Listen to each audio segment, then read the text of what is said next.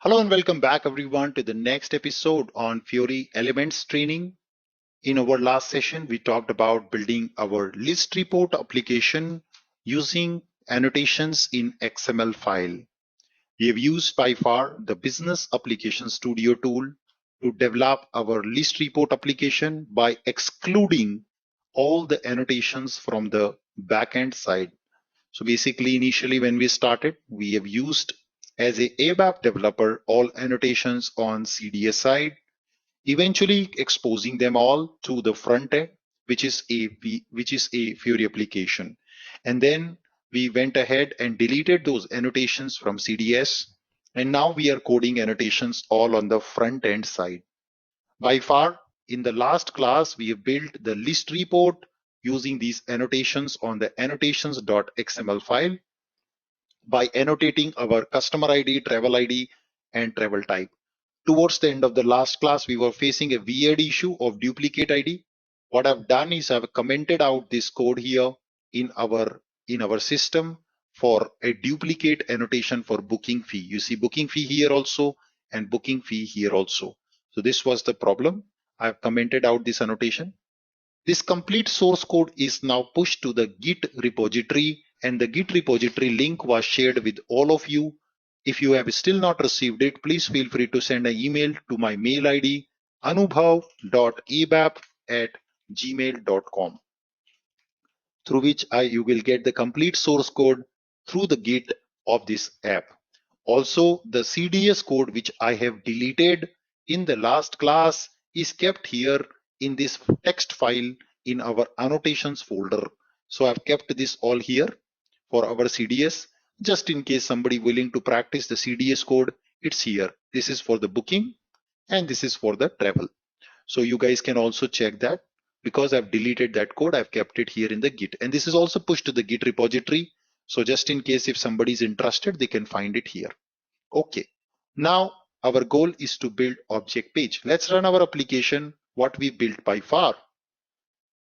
So I will start our app now in Business Application Studio. The same thing can be repeated in VS Code as well.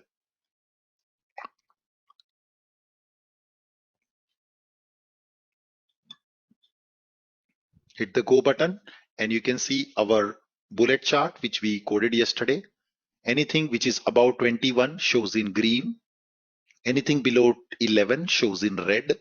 Anything between 11 and 21 shows in yellow. We also coded rating indicator, both are coming. Yes, but when I drill down, I eventually don't get anything. Yes, now this is what we need to support. We need to work upon. So let us go ahead and do step by step each and every bit of it. 6.5 hours later. Okay, so that's what it is doing. So we are done by far in this lesson. So what we learned today, let's quickly recap. We learned to solve the problem of duplicate issue. Then we saw how to create our object page with a header. In the header, we added an icon, title, description. We added also the bullet chart and rating indicator in the header. We created a facet with collection facet. In that, we added identification facet and also two reference facet pointing to field groups. Then we added a table. Inside the table, we got it for the booking data and we did a reference facet to the booking entity and then the reference UI line item annotation to get this table. Finally, I showed you adding a custom section using page map, and then we added just a fragment, and that fragment contains some map code. Then we learned about extensions. So to do extension, we need to use extension API. The first extension which we did was adding this button with the button label and the code. When we deploy the app, it will navigate to sales order app. Then we added a custom field as a combo box. And when the combo box, we bind this combo box with the travel data with the description field. Eventually, when you select something and hit the go button, we are reading this field in our extension controller code, putting it inside the binding filter and sending this filter back to backend system. So our data is getting filtered. So this is how you can add custom fields. You can add combo box, radio button, check boxes, whatever you like. So let me show you quickly. Just somebody asked me to add checkbox. I can add a checkbox. A checkbox in UI5 with the text property. Maja aa gaya. Yes, so I've got a checkbox now. आओ चलाते हैं इसे, मजा आ जाएगा आज आप लोगों को. You will get a checkbox in the filter bar now. Yes, that's how you can extend SAP standard list report application with custom fields. Thanks to annotation and extension concept given by SAP. And voila, maja aa gaya. Aaya na maja? Exactly, it was a great fun. So this is how we can build extensions for the Fiori elements. We will see in next class adding a custom column.